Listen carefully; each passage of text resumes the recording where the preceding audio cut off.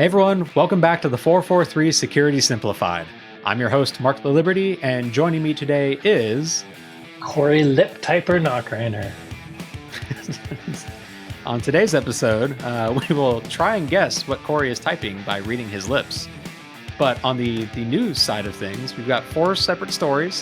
One, an update to Volt Typhoon that we discussed last week. Then we'll go into what seemed like a pretty scary attack by a Terminator that turns out to be a little bit less scary. Go into is it a backdoor or not a backdoor from a very popular motherboard manufacturer? And then end with what I thought was impossible, and that is macOS malware or malicious activity. With that, let's go ahead and slip our way in. Volt Typhoon sounds like some new EV car from South Korea. Volt Typhoon.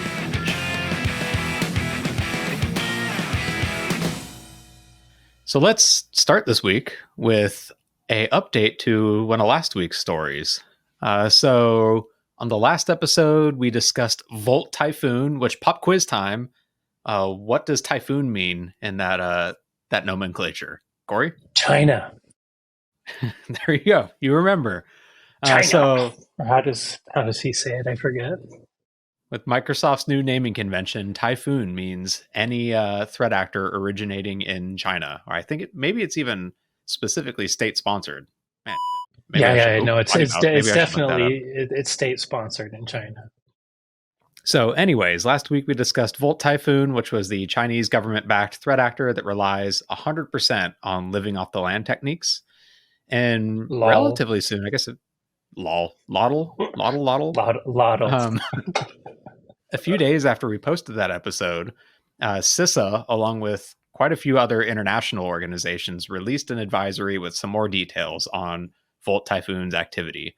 And I actually just saw about 30 minutes ago, as of this recording, it looks like the FBI put out maybe a copy or the same advisory as well, too. So it's essentially U.S. and international governments are definitely picking up on this activity and publishing their own info.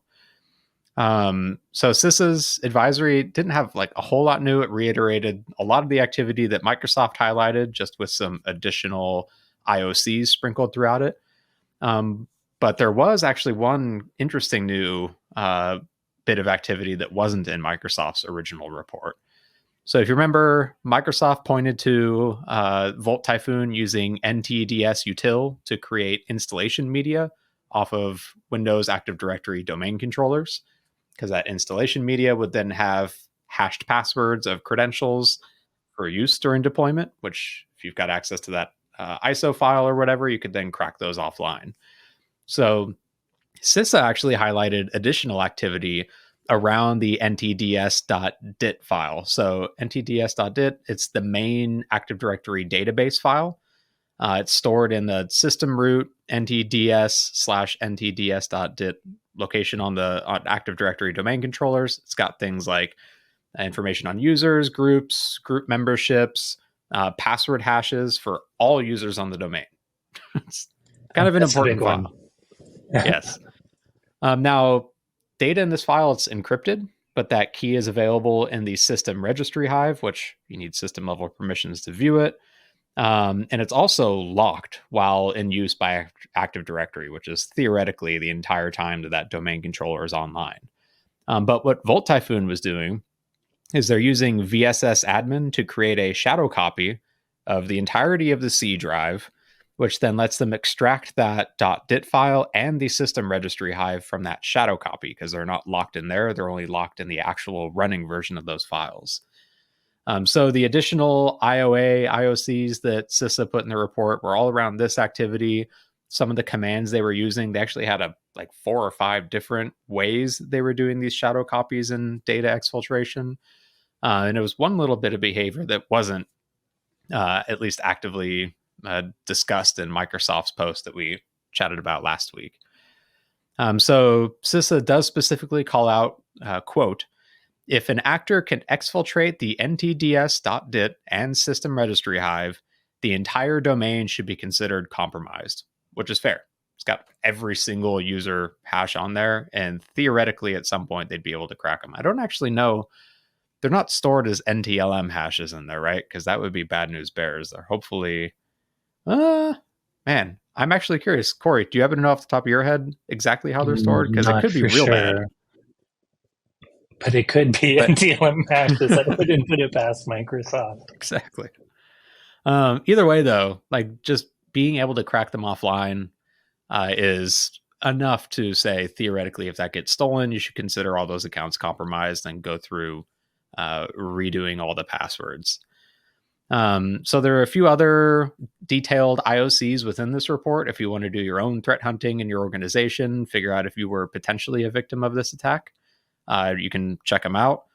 They also had some additional details around like credential theft that Volt Proxy were using. So basically, they'd go and check the registry for SSH keys and open SSHs or putties registry entries, look for VNC keys in the VNC registry. They went and yanked Firefox profiles out of the app data directory. And they even used Mimikatz in some cases too, which I guess kind of breaks the 100% living off the land rule if they're using Mimikatz, because that's cheating. Um, when it comes to recommendations, so they recommend monitoring your event logs for ntdsutil.exe and similar process creation. Basically, this should happen rarely enough during normal systems administration that anytime that process executes, it's something you at least want to take a look at. I mean, maybe yes, your systems administrators are building a new installation media from a domain controller, but that doesn't happen every single day. Definitely worth looking into. They By the also way, going back, recommended, oh, sorry, yeah, just to go go ahead. back in time while you've been updating everyone on the other things, I did find an article that mentions extracting NTLM hashes from the ntds.dit file. So it does sound like they are NTLM. Fantastic. So relatively easy to crack in that case. Yeah. Um, Other recommendations, so audit admin activity. So by default, things like process creation and the actual command line executed aren't included in Windows security logs. You can set up an audit policy, though, to include audit process creation and the include command line process creation events within there. They recommend doing that. If you're using like any EDR vendor, like ours as an example, our EDR or EPDR product, that type of activity is already logged and monitored automatically by the client. But if you want to do it through Windows logs, it's a few extra hoops you got to jump through. They also recommend enabling logging for WMI and PowerShell events too, which again, if you're using our EPDR or EDR, that telemetry is already in there by default as well. And then finally, they recommend limiting port proxy usage within environments because that was one of the main mechanisms for these threat actors to maintain persistence. So, long story short, like we already chatted about Volt proxy last week. Not a whole lot of brand new massive detections, but clearly they are getting the attention of international cybersecurity communities at this point. And if you haven't already implemented monitoring and hardening within your environment, it's possible you might be a little too late, depending on how big of a target you have on your back. So moving on, there was another news story that popped up about halfway through last week that when it first like surfaced, and my first interpretation was, okay, that's cool, but what are we supposed to do with this? Basically, earlier last week, a guy going by the name of Spyboy began promoting a tool that they called Terminator on a Russian-speaking hacking forum, Oh, which is could this allegedly terminate. AI Skynet related? They're coming to kill us? I'm kidding. I know what Possibly. it really is. But No, in this case, it was a tool that they had developed and were offering for sale that could allegedly terminate any antivirus, XDR, or EDR platform under the sun. They're advertising access to it for $300 for bypassing one vendor or $3,000 for bypassing any vendor. And they showed a video of their tool disabling CrowdStrike EDR on a machine. In that list, to be transparent, Panda Security was listed as well too, which is why it caught our attention. But at the time of this initial like discovery on that forum, there wasn't really a whole lot to go off of. All we knew was they had an executable called Terminator. It had an icon of HXD on it, and that was basically it. But so thankfully, by them targeting CrowdStrike um, with their demo, theoretically, we can assume that CrowdStrike presumably has access to all of the telemetry from their endpoint agents. And it seems like they were able to identify the activity on this demo machine that this threat actor was doing and figure out exactly what was going on. And then they published an article describing it. So it turns out the software, first off, it requires admin access. It requires UAC acceptance as well, too, that little pop-up for user account control. So that'd If probably you, require some sort of trick or social engineering then, in theory, yeah, the or, UAC part. maybe it could be weaponized with a UAC bypass at some point, but at least this version of it, pretty rudimentary, and you did have to get them to click through that. So once, or in theory, the attacker has admin credentials and they're able to do this on their own. So after accepting UAC, it writes a legitimate signed driver called Zenma anti-malware to the system drivers directory. But it gives it a different random name between 4 and 10 characters, but it's always this exact same driver from a legitimate anti-malware vendor. The software then loads up that driver and then uses it to terminate at least the user mode process of any AV or EDR software. Now, this was all posted on, funny enough, a Reddit post by an engineer at CrowdStrike. And one of the commenters pointed out that it was most likely CVE 2021 31728 that it was exploiting in this case, which is a vulnerability in that specific driver that allows a unprivileged user to use the driver to gain ring 0, so kernel level code execution. That's as high as you can potentially get on a machine, which is interesting that in the demo or in their telemetry, they were only seeing it kill user mode, like ring, 4 activity, and not presumably lower level drivers for some of these EDR tools. To give you like an example, like WatchGuard EPDR operates at a few different levels. Obviously, we've got ring 0 kernel level monitoring in order to identify things like rootkits and more advanced persistent threats. But there's also user mode components of the engine. For example, the piece of the engine that reports up to WatchGuard Cloud to report telemetry is all user mode. We don't want that to be privileged because it's a bigger attack surface, but it communicates with the more privileged process. If you were to kill that user mode one, like the actual protection would continue chugging along. You just wouldn't get like telemetry and reporting. So it feels like, I don't know, my hot take on this is Yeah, you'd really want to it's kill kernel if you really want to get the smart EDR vendors. And it sounds like they my could have if they had that mode. yeah, seems like they absolutely could have. There isn't any indication of in the demo they showed whether they were using CrowdStrike's anti-tamper protections or not. For EPDR, we've got anti-tamper protections, basically some hardening and a password requirement to disable or remove the protection agent. I don't actually know off the top of my head like how that interacts with other kernel level drivers interacting with it. In theory, they'd potentially, if you have that level of access, be able to circumvent some of those controls. But at the end of the day, like my first, like when we saw this, this could either be nothing or holy crap, they found like a vulnerability in all of these products. But at the end of the day, it turns out to be just a pretty basic bring your own driver attack, which we're seeing more and more these days. I think a good example of a bring your own, at least application attack is, what was it? Kaseya? Kaseya? Yeah, with the Yeah, the Microsoft Defender Defender. DLL. To be more specific, there's tons of DLLs, which are I mean, a DLL is a dynamic link library, but a lot of drivers are just DLLs. But there's 300 some windows, like many of them have been patched, but there were many DLLs that suffered from this DLL hijacking vulnerability.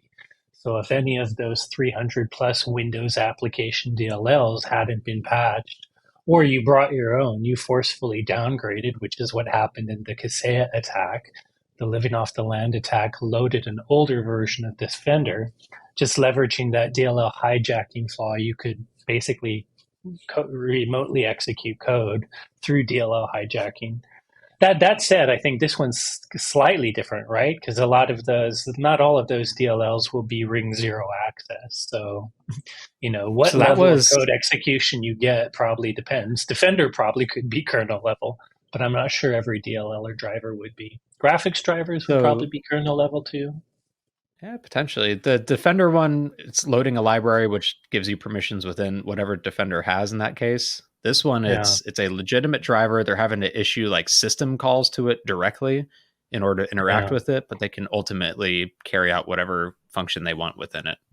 And at kernel, like level zero or ring zero access, I mean, that's where real rootkits come in, where you can literally lie to the operating system itself. So, any ring zero level driver that has a flaw like that is a pretty damn big deal. It doesn't But only have to be used for this EDR bypass, it could be used for just about anything. And yet, though, I mean, it's like requiring malware before you can. This thing is saying basically if you have local kernel access, you can bypass EDR. I mean, that's true, but how are you going to get this kernel? I mean, how are you going to get this vulnerable driver on a system that, it's definitely one component of a larger attack. This on its own, it helps you potentially evade detection yeah, once you're already on a host. it just feels kind of silly. It is like, yeah, if I had kernel level access, I could disable everything. So, isn't the issue, it's really the vulnerability in the driver that's the big deal. This one way of him leveraging it as though it's a vulnerability against every EDR software. Shoot, kernel level access is a vulnerability. Hopefully, our producers will beat that, or is a vulnerability against you, period. So, Yeah, to and at some the end of the extent, this day, is kind of silly, in my opinion. because of the level of access that drivers have, that is why you are prompted for, you have to have admin access and you have to go through UAC in order to install one of these. So that is why we saw these those pop-ups and requirements for this level of access. So either way, uh, I think hot take on this, it's not as serious as it was made out to be when reports of this first started popping around Twitter. I love that Corey is not able to type without moving his mouth for whatever he is trying to type as well too. That's one of my favorite features as well. If someone's a good lip reader, you can potentially figure out exactly what he's typing. I'm sorry, But my AI programmer trained me on a robot that moved his lips while he typed. So blame the AI. exactly. But anyways, I think the takeaway from this story is yes, if you have kernel level access to a system, you can interfere with other things on that system. And so at the end of the day, it's not like a critical vulnerability in a bunch of other products. Seems like it's just abusing yet another bring your own driver attack. And so takeaway for that is blocklisting that particular driver at this point, I think, and then moving on with our lives. So moving on to the next story. This one actually had a title change of the article I noticed over the course of 12 hours. Did you see that, Corey? When it was first published, it was all about a backdoor, and then now it's a backdoor-like activity from the at least news Yeah, article that I yeah. saw. It's. I mean, it could be both. The issue is this was a flaw released by Gigabyte. I guess you haven't said it yet, but it's a flaw. But we don't know the motive of how the flaw got there. So let's talk about the flaw first. But yeah, you So could say it's one of two. It could be both things. We just don't know yet. I'll get into my take on that once we intro this. So researchers at Eclipsium published an article last week that was titled "Supply Chain Risk from Gigabyte App Center." Their post, they detail a backdoor-like vulnerability in Gigabyte motherboards, around 7 million of which have been purchased and are out there in the wild, that's seemingly designed to support software updates in the background. So the Gigabyte motherboards UEFI firmware, which is that code that's executed as the system boots prior to Windows being loaded up, contains a native Windows binary, a .bin file that's written to disk during system boot. So they noted this is a technique that's commonly used by UEFI implants and backdoors, like maliciously, which is what tripped off the alarm bells for them to investigate. Then during But the it could driver be an update mechanism too. right. Is the excuse? So during the driver execution environment or DXE phase of a UEFI boot process, the firmware module loads the .bin file into memory, installing it into a table that's ultimately loaded and executed by the Windows session management subsystem on Windows startup. So basically, it's a native binary, gets put in a spot where when Windows boots, it executes it. It then extracts another executable from within inside it called Gigabyte Update Service.exe, saves it to the file system, and then sets it a registry entry to run it as a service, which this is They again noted behavior that was common to other implants. LoJack's was another one that had similar behavior. And then finally, this update service can then go download and execute other payloads from 3 different locations, one over plain old HTTP, 2 of them over HTTPS. They pointed out that HTTP downloads like that are extremely vulnerable to machine in the middle attacks that could inject their own payload. They also pointed out that yes, 2 of them used HTTPS, but they weren't actually validating certificates, and the payload itself wasn't being validated for its digital certificate or digital signature, which meant attackers could still inject whatever they want in there. So, like as you've been hinting at, Corey, this is so signs point to it being legitimate, intended by Gigabyte, but this is like sketchy, really poor practices all in all. Yeah. I mean, UEFI is all about security, so it's really weird for them to have a process like that there. But it seems to be intentionally put there, whether or not, whatever the purpose is. And people are going back and forth on it, right? I mean, just to be sure, Gigabyte, Gigabit, however you, I guess it's byte, they're technically a Taiwanese company. They're registered in Taiwan, but my understanding is 90% of their supply chain is China. Recently, I think one of the Taiwanese employees, to kind of make a point that they didn't really love the fact that China might be threatening the independence of Taiwan, changed the marketing message on the website, but then the 90% Chinese supply chain reacted pretty strongly and made a point that Gigabyte doesn't exist without China.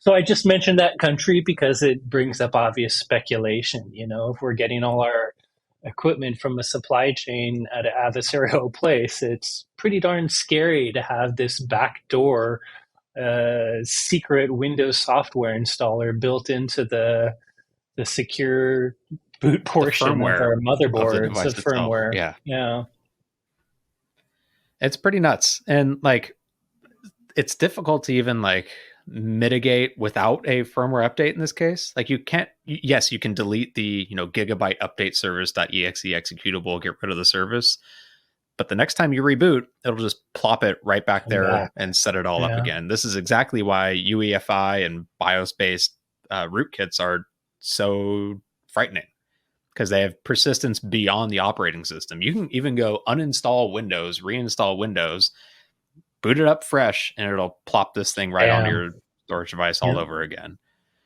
Yeah. There's some mitigations that Eclipsium recommended. So first off, upgrading. It seems like Gigabyte addressed this.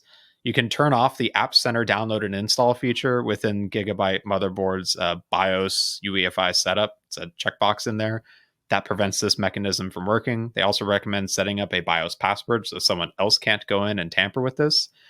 And even blocking the URLs involved in the download is another mitigation thing. But at the end of the day, like, even if this was legitimate, and I want to give them the benefit of the doubt, like It's they fixed. thought, Yeah. we need to be able to update our firmware, and the easiest way to do that, let's just have it automatically do it on startup.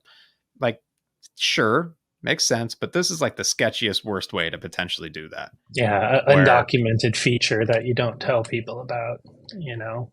No, thank you. exactly, and this is a like, even if it was intentional, like it's still a massive risk for Gigabyte as an organization suddenly becoming a supply chain attack vector for their 7+ million customers that have these motherboards. Like, even if it's an intentional, we don't know what's going on inside their organization. If they suffer a compromise and suddenly these update files are turned into malware, it'll just automatically deliver it every time one of these computers reboots onto their So users' 7 million machines. devices out there that were potentially affected. So if you are a hardware manufacturer, or I guess even a software manufacturer, don't do this. Consider other ways of keeping your devices updated, potentially ones that require human activity, and don't start in the UEFI boot process outside of Windows. It's And just even asking if for trouble. you decide you want to do this for some crazy reason, document it. You know, the key difference between being a vendor that I'm now suspicious of and may never buy products from because I don't know if I can trust you, and at least if it was a documented thing, you would get people telling you not to do it and you'd probably still have to patch it out. But at least people wouldn't be wondering if you really are a plant trying to hack the rest of the world. Yeah, 100%. So if you are a Gigabyte motherboard user, or if you're maybe an OEM Dell buyer or something, you don't know what it is, crack open your case and figure it out. And maybe it's time to do a Get the nice firmware update. upgrade and take some mitigating practices. Moving on, we have a fourth story I want to chat about. And this actually, so Corey, just 10 minutes ago, you said something about, if you've got root level access, you can own the system. That is the case in Windows and typically in Linux. But as we all know, Mac is one of more the reasons secure, Mark. why Mac doesn't get malware is because they've got additional protections around that type of access. Yeah, they have a root that beats root. Exactly. So on Mac OS, there's a security mechanism called System Integrity Protection, or SIP. It was introduced quite a while ago. It was like 10.0.12 or something, Mac OS El Capitan, which basically enforces some mechanisms like file and directory modifications at the kernel level in the operating system. And That it even prevents a root process. cannot do, right? Even a sudo, even you as a person, certain Apple processes and systems, they won't even let you touch. As the root user, it has to be this particular SIP integrity protection protocol using signing, having Apple signed things to be able to adjust things in certain So areas. yeah, basically when any application that runs on macOS has to be signed by a digital certificate. Most of them, in fact, I think all of them these days have to go to Apple for some minor validation, and then Apple signs it, and then your own code signing certificate signs it. As part of that process, you can potentially get what are called entitlements. Think of it just like an item in a manifest saying what your application is allowed to do permissions wise. And there's some entitlements that could allow certain specific applications to bypass systems integrity protection. So typically they're like important ones made or signed by Apple. Things like updates and installers by Apple could potentially get past some of these protections if they are cryptographically signed by Apple themselves and have By the these way, specific entitlements.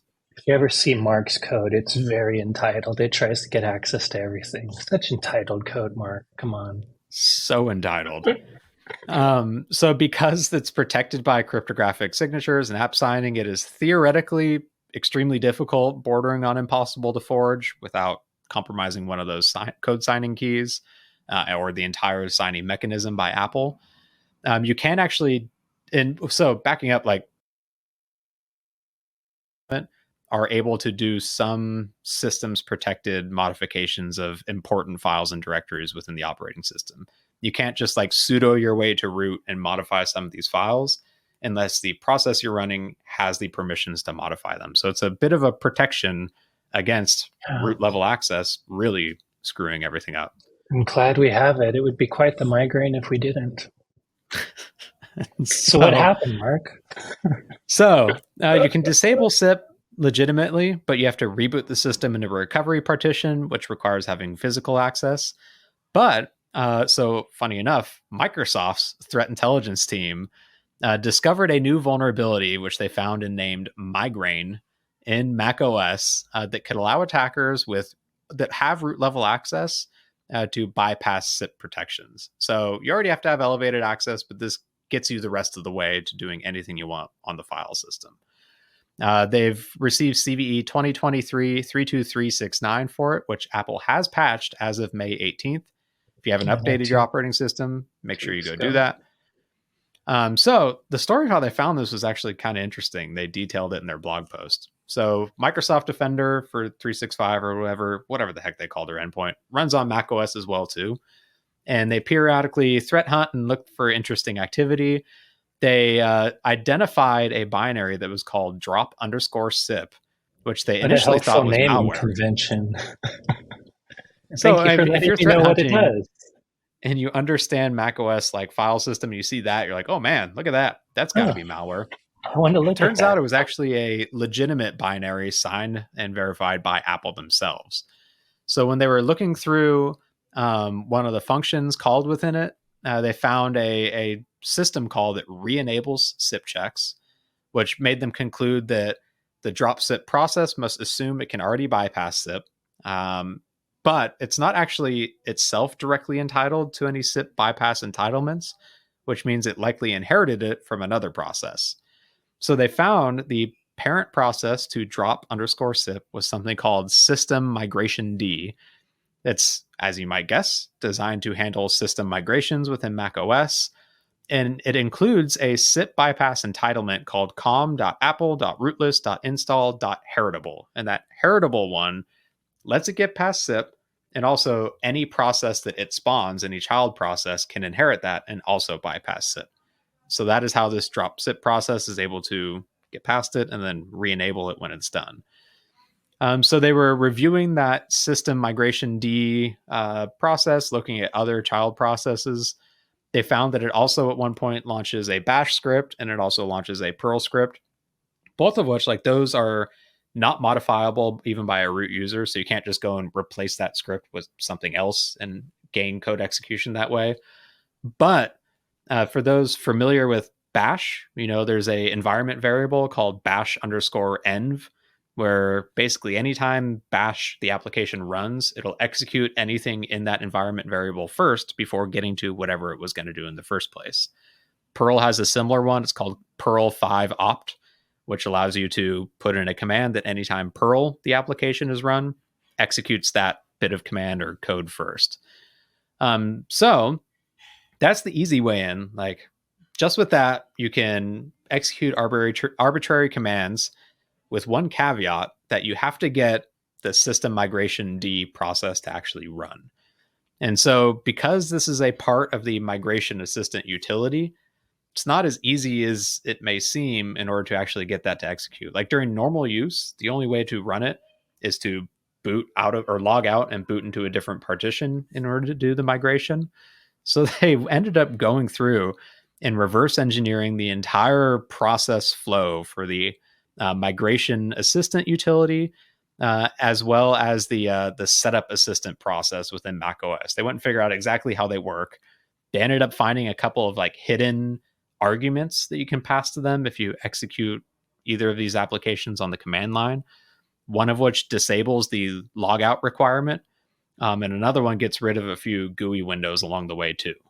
Now, that said, there's still a few GUI windows you have to jump through before ultimately triggering this code execution. So at the end of the day, their final exploit, what it does when you run this exploit attack, it creates a 1 gigabyte time machine backup and attaches it using HDI util, prepares the payload you want to execute that's designed to run bypassing SIP permissions, sets the environment variable Perl 5 opt using launch CTL to run that payload when Perl starts, runs the setup assistant application with those debugging parameters to get rid of the logout requirement and get rid of some GUI windows, and then uses AppleScript to automate clicking through the GUI to ultimately do this attack. So it's not a very quiet exploit, but it's effective at getting past SIP protections and running whatever code you want with any file system By activity or quiet, you probably interaction. mean in logging, right? This doesn't necessarily have to do much displayable on the user It does. It machine. will pop up the GUI at least for like a Will it? half second while it Gotcha. AppleScript clicks through it effectively. Now it clicks through it like boom, boom, done, but No, you'll still see a blip kind of. So probably. not the most silent, but it is a way to bypass SIP protections without booting into recovery, without logging out, whatever. Which at the end of the day is a pretty serious, at least privilege escalation flaw that, according to the protections, shouldn't exist. Only a Again, yeah, I did. To be little bit. honest, I mean, it is a serious flaw for the OS level, but I think this is something that could maybe get a rootkit for a Mac, right? I mean, the argument is you already have to be root to do this. So if you're root, you can probably do anything the user would. So from a pure exfiltration and mess with somebody's computer, you probably have everything you need to take over that person's computer, at least steal all the data. But This is if your persistence then. goal is, yes, if it's more about that persistence, if your goal isn't just to steal data, but it's to sit there and spy without being detected, this gets you to the point where now you can install a Mac OS rootkit that the OS itself won't be able to detect or log in any way, and it gives you deep persistence potential. Good news is that won't happen because Macs don't get malware. Oh yeah, we Um, forgot about that. This never yeah, really happened. I don't know if irony is the right word, but the coincidence is not lost on me that it's Microsoft discovering Oh this gosh, flaw I'm in not macOS. surprised. The tech giants, though, it doesn't Google do it to Microsoft too, and They Microsoft do as does well it too. to It's Apple, and I wouldn't be surprised if Apple does it to Microsoft one day. And in their defense, like in this one specifically, it's they discovered it by threat hunting with their own endpoint protection tool. If you've got an endpoint protection tool that runs on an operating system, you need to understand how that operating system works. I get it, but it's a little funny seeing Microsoft point out Apple flaws, and like you said, Google pointing out Microsoft flaws. Maybe Apple will find a Google flaw at some point here soon, and we can complete the It'd be circle. fun. The centipede of vulnerability, the human researcher centipede. You. If you do have Mac OS, don't worry, you can't get malware. But if you just want to be safe anyway, make sure you update to that May 18th Mac update that you potentially still have pending, Yeah. waiting for you to restart. It To has be been honest, patched. it's pretty cool. The tech giants are helping each other out and making everyone secure. Yeah. And I love that they just said, screw it, we'll just reverse it and figure out how to do this on our own. Good on them. That's the kind of research I can totally get behind. Yep. Cool. We'll end with a whimper and not with a bang. Hey everyone, thanks again for listening. As always, if you enjoyed today's episode, don't forget to rate, review, and subscribe. If you have any questions on today's topics or suggestions for future episode topics, you can keep them to yourself or reach out to us on Twitter. I'm at XORRO_. Corey's at SecAdept, and the both of us are at hashtag the 443 podcast. Thanks again for listening, and you will hear from us next week. Peace out.